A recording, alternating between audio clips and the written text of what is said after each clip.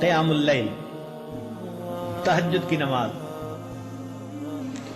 چنانچہ جو لوگ چاہتے ہیں کہ اللہ رب العزت سے تعلق ہو، ان کی محبت دل میں ہو، ہم اللہ تعالیٰ کے مقبول بندوں میں شامل ہو جائیں، ان کو چاہیے کہ رات کے آخری پہر میں چند رکعت نفل اللہ کے حضور ضرور پڑھا کریں۔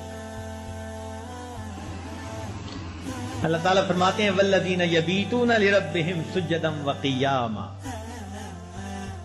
حدیث پاک میں آتا ہے افضل الصلاۃ بعد المکتوبۃ قیام اللیل، کہ 5 فرض نمازوں کے بعد سب سے افضل نماز تہجد کی نماز ہے۔ قیل للحسن، حسن رحمت اللہ علیہ سے یہ کہا گیا ما بال المتہجدین احسن الناس وجہا، کیا وجہ ہے کہ تہجد پڑھنے والوں کے چہرے بڑے منور ہوتے ہیں، ان کے چہروں پہ بڑا نور ہوتا ہے۔ قال، انہوں نے جواب دیا لأنہم خلو بالرحمن فألبسہم نور من نورہ، اس لیے کہ وہ اللہ کے ساتھ تنہائی میں عبادت میں وقت گزارتے ہیں، اللہ اپنے نور کو ان کے چہروں پر پالش کر دیتے ہیں۔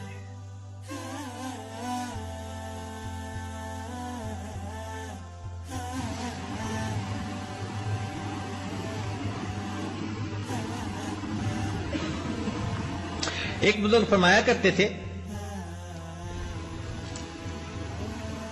کہ حضرت، ان کے پاس ایک بندہ آیا، اس نے کہا کہ حضرت مجھے رات تہجد کی توفیق نصیب نہیں ہوتی، کوئی عمل بتا دے۔ انہوں نے آسان سا جواب دے دیا، فرمانے لگے اے دوست، تو اپنے دن کے اعمال کو سنوار لے، اللہ تعالیٰ تجھے رات کے اعمال کی توفیق عطا فرما دے۔ ہم دن میں جو نافرمانیاں کرتے ہیں نا، ان کی وجہ سے رات کی عبادت سے محروم کر دیے جاتے ہیں۔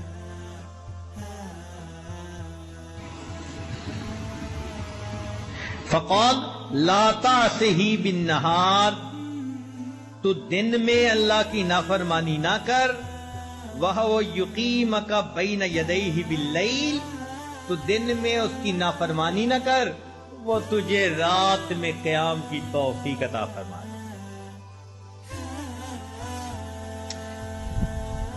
یروان سفیان ثوری، سفیان ثوری رحمۃ اللہ سے یہ بات منقول ہے، فرماتے تھے کہ حرمت قیام اللیل 5 اشہر بذنب اصبتہ، ایک مرتبہ ایک گناہ مجھ سے سرزد ہو گیا جس کی وجہ سے 5 مہینے تہجد کی نماز سے میں محروم ہو گیا۔ اور پتہ ہے وہ گناہ کون سا تھا؟ فرماتے ہیں گناہ یہ تھا کہ ایک نوجوان دعا مانگتے ہوئے رو رہا تھا، اور میں نے اس کی طرف دیکھ کر گمان کیا کہ یہ ریاکاری کر رہا ہے۔ میں نے اپنے دل میں اتنا سوچا ریاکاری کر رہا ہے۔ اس بدگمانی کے گناہ کی وجہ سے اللہ نے 5 مہینے تہجد سے مجھے محروم کر دیا۔ اور ہم کتنی بدگمانیاں کرتے ہیں لوگوں کے بارے میں بھائی، ہر کسی سے بدگمان الا ماشاء اللہ، پھر کہتے ہیں جی تہجد نہیں ملتی۔ اور پھر بعض دوست تو ایسے ہیں جو بڑے مطمئن ہوتے ہیں، اور جی ہم سارا دن مدرسے میں قرآن پڑھاتے ہیں، حدیث پڑھاتے ہیں، رات تہجد نہ پڑھی تو کیا ہوا، ثواب تو مل ہی جاتا ہے۔ تو بھئی صحابہ کرام سارا دن سبزیاں بیچتے تھے، جو وہ رات کو تہجد کا اتنا اہتمام کرتے تھے، وہ کیا کرتے تھے؟ وہ بھی تو سارا دن دین کے کام میں لگے رہتے تھے نا، فرسان بالنہار ہوتے تھے، اور پھر اللہ ان کو رہبان باللیل بنا دیا۔ رات گھوڑے کی پیٹھ پہ ہوتے تھے صبح میں، اور رات مسلح کی پیٹھ پر ہوا کرتے تھے۔ تو یہ تو نفس ہمیں مطمئن کر دیتا ہے نا کہ کوئی بات نہیں اگر تہجد کی توفیق نہیں ملتی۔ اچھا ایک بات ذرا توجہ سے سنیں کہ ایک تو ہے ہمارا سوچنا ہم تہجد پہ نہیں اٹھتے، اور ایک سوچ کا انداز اور بھی ہے، وہ کیا؟ حدیث پاک میں آتا ہے اللہ تعالی رات کو فرشتوں کی 3 جماعتیں بنا دیتے ہیں۔ فرشتوں کی کتنی جماعتیں؟ 3 جماعتیں بنا دیتے ہیں۔ ایک جماعت کو کہتے ہیں کہ دیکھو فلاں فلاں میرے مقبول بندے ہیں، تم جاؤ اور ان کو پر مار کے جگا دو، یہ تہجد میں اٹھنے کا وقت ہے، یہ اٹھیں گے مجھ سے مانگیں گے، میں پروردگار ان کی جھولیوں کو بھر دوں گا۔ چنانچہ یہ لوگ سوئے ہوئے ہوتے ہیں، نہ گھڑی کا الارم نہ کوئی اور، اچانک ان کی آنکھ کھل جاتی ہے، یہ اللہ تعالیٰ کی طرف سے فرشتے اٹھا دیتے ہیں ان کو، اچانک آنکھ کھل جاتی ہے، دل میں ارادہ لے کے سوتے ہیں 3 بجے اٹھنے، 3 بجے آنکھ کھلتی ہے،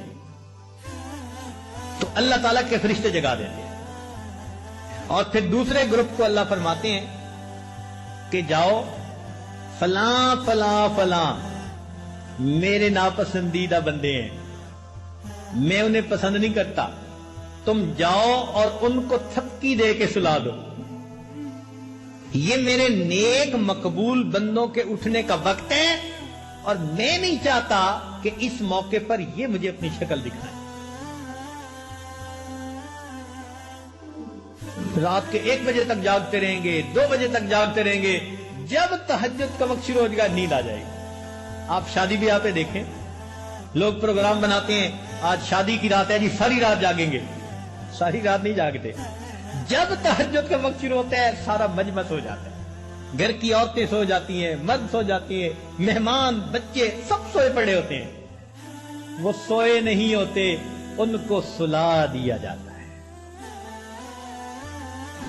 تو یوں بھی تو ہم سوچ سکتے ہیں نا کہ ہم تہجد نہیں پڑھتے، نہیں نہیں نہیں، شاید ہم سے کوئی ایسا گناہ ہوتا ہے اللہ تعالیٰ اس برکت والے وقت میں ہماری شکل دیکھنا پسند ہی نہیں کرتا۔